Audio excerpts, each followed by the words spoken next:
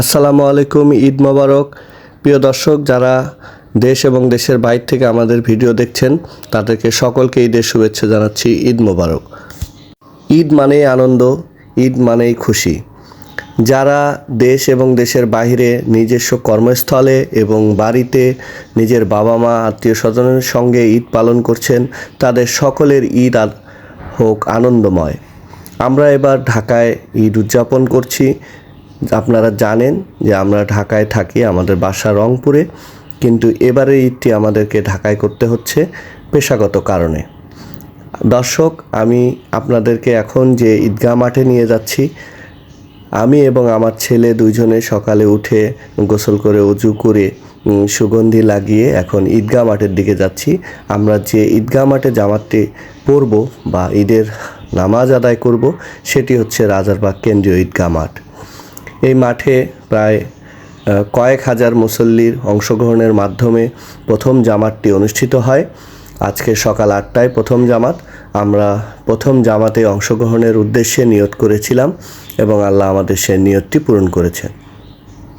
আপনি জানেন, দীর্ঘ 30টি দিন সিয়াম সাধনা পালন করার পর, তারাবি আদায় করার পরে আল্লাহ আমাদেরকে খুশির এই দিনটি উপহার দিয়ে থাকেন। তো আমরা এই দিনে খুশি মনে আনন্দ করব এবং সেই আনন্দ সবার মাঝে ভাগাভাগি করব। আজকের ঈদগাহ মাঠে আসার পরে খুব ভালো লাগছে। আমি এবং আমার ছেলে আজকে এই সালাত আদায় করব। রংপুরে থাকলে আব্বা থাকেন, আমার ছোট ভাই থাকে, তো তাদের সঙ্গে আমরা সবাই খুব আনন্দ করে ঈদের নামাজ আদায় করি। এবার সেটি হলো না। আলহামদুলিল্লাহ, আমরা সবাই ভালো আছি, এটাই আল্লাহর কাছে শুকরিয়া। বিশ্বের অনেক দেশেই মুসলমানরা অনেক নিপীড়িত এবং ফিলিস্তিন এবং গাজার যে মুসলমান রয়েছে তাদের চেয়ে অবশ্যই আমাদের ঈদটি অনেক সুন্দর হচ্ছে।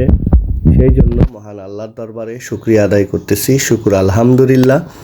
সবাই ফিলিস্তিনের গাজাবাসীদের জন্য দোয়া করবেন, আল্লাহ যেন তাদের কষ্ট মোচন করে দেন। আমরাও সেই দোয়া করি। দর্শক, বলতে বলতে আমরা আমাদের মাঠের একদম কাছে যেখানে আমরা সালাত আদায় করব সেখানে চলে আসলাম।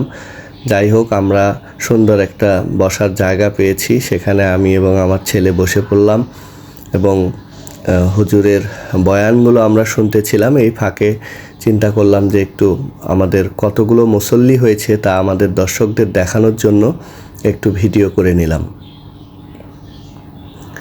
ইমাম সাহেব তার বয়ান করছিলেন, অনেক নয়েজ জন্য আমি সেটি দিলাম না। তো দর্শক, ঈদের দিনে নিজের আত্মীয় স্বজন সকলের সাথে এই জামাতে নামাজ আদায় করলে যে কি একটা তৃপ্তি তা বলে বোঝানো যাবে না। তবে আমার সৌভাগ্য যে আমার ছেলে সন্তান রয়েছে, সে আমার সঙ্গে ঈদের সালাত আদায় করছে। এই জন্য আমি মহান আল্লাহ রব্বুল আলমিনের দরবারে শুকরিয়া আদায় করি। আলহামদুলিল্লাহ। অনেক মুসল্লি কিন্তু এই স্মৃতি একদম স্মৃতির পাতায় রেখে দেওয়ার জন্য সেলফি তুলছিলেন। আমরাও তার ব্যতিক্রম না, আমরাও বাপ ছেলে মিলে ছবি তুলছিলাম। অনেক ছোট ছোট সুন্দর সুন্দর বাচ্চারা এসেছে ঈদগাহ মাঠে, দেখেই মন জুড়িয়ে যায় এবং সেই আমাদের ছোটোবেলার কথা মনে পড়ে। আমরাও এক সময় আমাদের বাবা, চাচা, খালু, দাদুদের সঙ্গে ঈদগাহ মাঠে গিয়েছি, দৌড়াদৌড়ি করেছি। এখন হয়তো বা বড় হয়ে গেছি, আর দৌড়াদৌড়ি করা সম্ভব হয় না। তাই ভাবলাম যে এগুলো ক্যামেরাবন্দি করে আপনাদেরকে দেখায়, আপনাদের স্মৃতিগুলো ভেসে উঠুক। নামাজ শেষে আমরা সারা বিশ্বের মুসলিম উম্মার জন্য দোয়া করলাম, নিজেদের জন্য দোয়া করলাম এবং আমাদের আত্মীয় স্বজন যারা কবরবাসী হয়েছেন তাদের জন্য দোয়া করলাম এবং আমাদের দেশের সকল মানুষের জন্য দোয়া করলাম। হুজুর বারবার ফিলিস্তিনের মুসলমানদের জন্য দোয়া করছিলেন। মনটা খুব কেঁদে উঠছিল যে তারা অনেক কষ্টে আছে। আমরা সবাই তাদের জন্য দোয়া করি, ইনশাআল্লাহ আল্লাহ আমাদের দোয়া কবুল করবেন। দর্শক, নামাজ শেষে, দোয়া শেষে আমি এবং আমার ছেলে কোলাকুলি করলাম এবং অন্যরকম এক শান্তি। আমাদের যে কলিগ রয়েছেন সাজ্জাদ, তার সাথে আমরা কোলাকুলি করলাম। আরও অনেক কলিগের সঙ্গে আমাদের ঈদের কোলাকুলি শেয়ার করলাম। সাজ্জাদ আমার ছেলের সঙ্গে কোলাকুলি করলো। আমার অনুভব এখনও ছোট, যার কারণে সাজ্জাদকে একটু নিচু হয়ে কোলাকুলি করতে হচ্ছিল। তো বাচ্চারা অনেক ছোটাছুটি করছে, অনুভব একটু বড় হয়ে গেছে, যার কারণে অনুভব হয়তো এভাবে দৌড়াদৌড়ি একটু করে না। তো আমি চেষ্টা করলাম যে এই বাচ্চাদের আনন্দটাকেই আমার ভিডিওতে ফুটিয়ে তোলার জন্য। যারা নিজ কর্মস্থলে ঈদ উদযাপন করছেন, স্পেশালি তাদের উদ্দেশ্যে আমার যে বক্তব্য সেটা হচ্ছে যে দর্শক, যে যেখান থেকে পারবেন যতটুকু পারবেন আনন্দ নেওয়ার চেষ্টা করবেন। যেতে পারিনি, কেন পারলাম না, এই প্রশ্নগুলো মনে রেখে কষ্ট নেওয়ার কোনো প্রয়োজন নাই। এই যে আমার আর এক কলিগ, সে অনেক আনন্দিত।